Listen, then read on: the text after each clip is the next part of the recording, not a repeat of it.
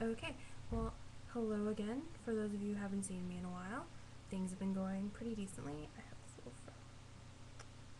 Anyway, I've decided that I want to take this YouTube channel into somewhat of a different direction.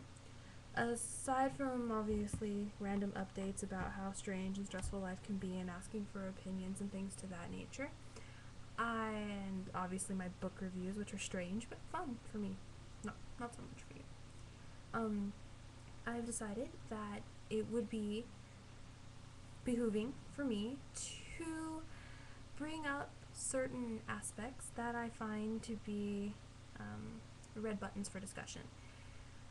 So I'm going to call these little, I suppose, conversations, if you will, controversial commentary.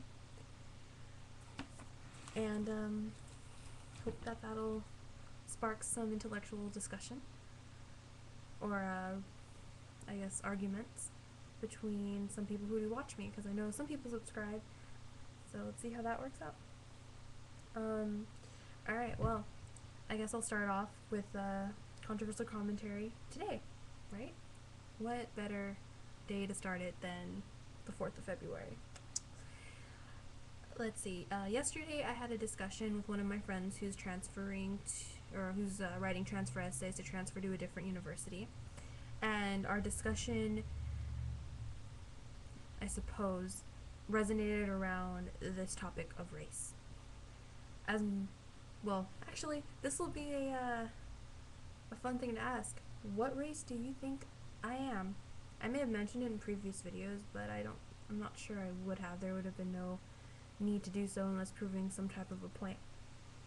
A lot of people, for some reason, confuse my race, and I guess since I'm around people of my own race a good majority of the time, my family, it's doesn't make sense to me.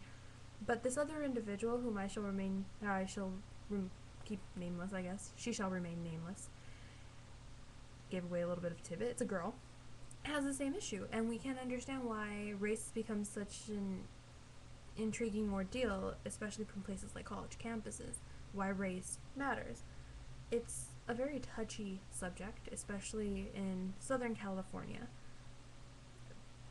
because I guess the major races are divided under false stereotypes and false pretenses that lead to a lot of misconceptions about these individuals, myself included, as well as the individual whom I discussed this with yesterday.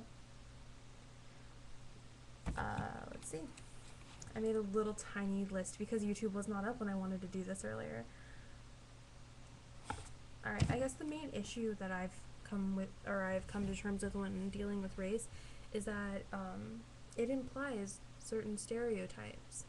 It seems that when individuals identify themselves by a certain race, there are certain implications that take place and take precedence over that individual's individualistic characteristics.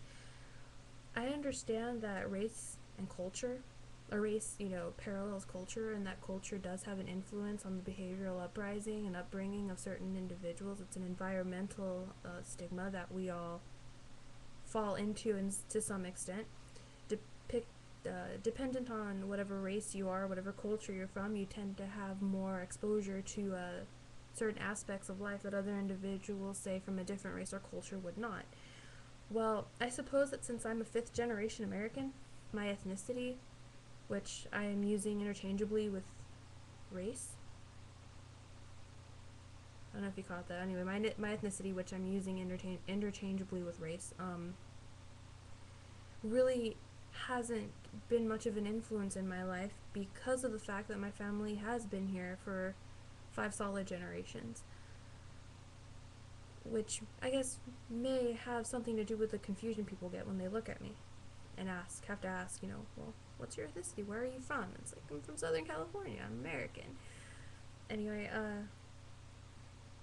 there are a lot of issues that become evident and find themselves profoundly pushing when it comes to racism and discrimination interracial discrimination that I guess really have affected me. I'm going to share a little story since I don't want to make this too long, and I'm hoping that this will at least, spark some form of an intellectual converse. When I went to high school, I went to a high school that was predominantly one race, where there were only, I guess, only 5% of the high school was of the race that I am. Haha, almost gave it away. Not going to.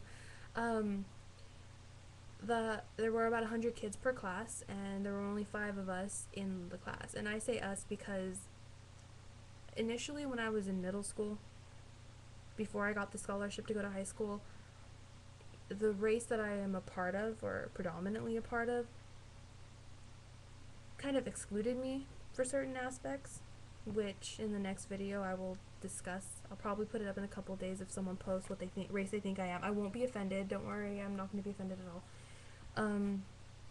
So when I went to high school, when I was in middle school, I was discriminated for interracial reasons because I don't speak the native tongue that my race is, and I don't eat the types of food that most of the race eats, and I don't act the way most of them act. And when I went into high school, I fit in, as an individual, I fit in with the other majority than the little minority that I had come from.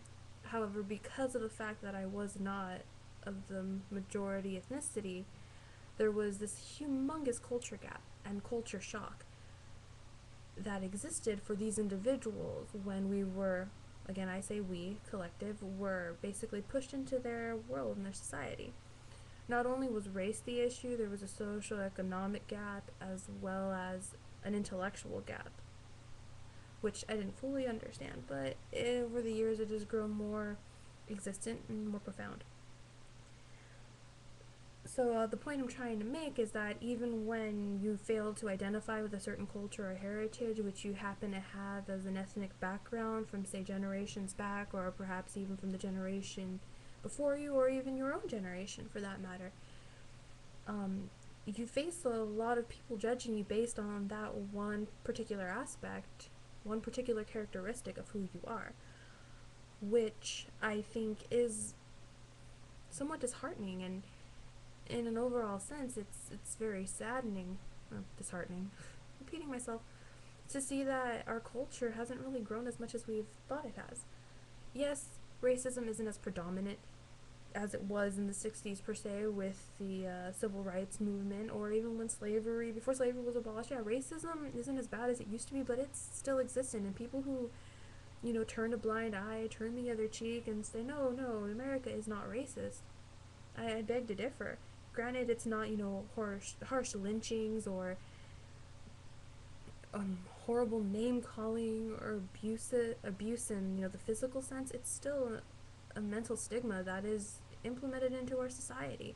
It's been there since we were born, and it'll be there our generations till, until finally we won't care about race, until finally the question, where are you from, means, what state are you from, what part of the state are you from, not, are you from, let's say, Italy, or Africa, or Mexico, or Canada. It's going to mean something much more than that. It's not going to be this implemented fact of, oh, I think you look like this, therefore it explains this type of a mannerism.